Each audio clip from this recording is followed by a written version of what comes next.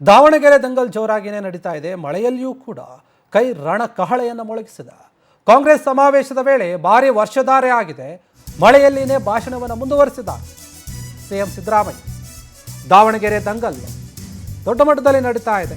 ಕಾಂಗ್ರೆಸ್ ಸಮಾವೇಶದ ವೇಳೆ ವರ್ಷಧಾರೆಯಾಗಿದೆ. ಮಳೆಯಲ್ಲಿನೇ ಭಾಷಣ ಮುಂದುವರೆದಿದೆ. ಮಳೆಯಲ್ಲಿನೇ ಛತ್ರಿಯನ್ನು ಹಿಡಿದು ಭಾಷಣವನ್ನು ಆರಂಭಿಸಿದ್ದಾರೆ ಸಿಎಂ ಸಿದ್ದರಾಮಯ್ಯ. ಕಾಂಗ್ರೆಸ್ ಅಭ್ಯರ್ಥಿ ಸಮರ್ಥ ಶಾಮನೂರು ಪರ ಮತಯಾಚನೆ ಮಾಡಿದ್ದಾರೆ. ಸಿಎಂ ಡಿಸಿಎಂ ಛತ್ರಿಯನ್ನು ಹಿಡಿದಿದ್ದಾರೆ. ಕಾಂಗ್ರೆಸ್ ಅಭ್ಯರ್ಥಿ ಸಮರ್ಥ ಅವರಿಬ್ಬರಿಗೂ ಕೂಡ ಮಳೆಯಲ್ಲಿ ನೆನೆದು ಚೇರನ್ನು ತಲೆ ಮೇಲೆ ಹಿಡ್ಕೊಂಡಿದ್ರು ಜನ. ಅಲ್ಲಿ ಸಮರ್ಥನ ಗೆಲ್ಲಿಸಿ ಕೈಯನ್ನು ಬಲಪಡಿಸಿ ಅಂತ ಹೇಳಿ ಸಿಎಂ ಸಿದ್ದರಾಮಯ್ಯ ಹೇಳಿದ್ದಾರೆ. 5ನೇ ತಾರೀಕು ಜಮೀರ್ ಅವರು ಬರ್ತಾರೆ ಅಂತ ಕೂಡ ತಿಳಿಸಿದ್ದಾರೆ.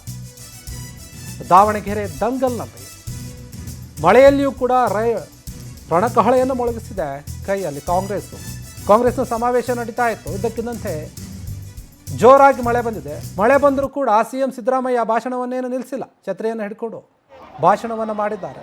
ಮಳೆ ಜೋರಾಗಿ ಬಂದಿದ್ದರಿಂದ ಅಲ್ಲಿ ಇದ್ದಂತಹ ಜನ ತಲೆ ಮೇಲೆ ಚೇರನ್ನು ಹಿಡ್ಕೊಂಡಿದ್ರು.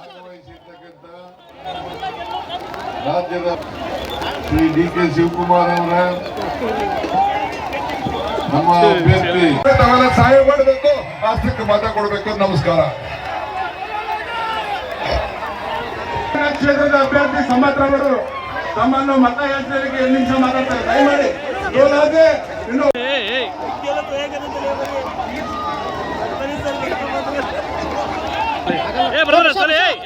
ಭಾಗವಹಿಸಿರ್ತಕ್ಕಂಥ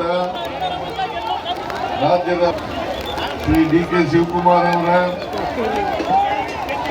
ನಮ್ಮ ಅಭ್ಯರ್ಥಿ ತಾವೆಲ್ಲ ಸಹಾಯ ಮಾಡಬೇಕು, ಆಸ್ತಿಗೆ ಮತ ಕೊಡಬೇಕು. ನಮಸ್ಕಾರ.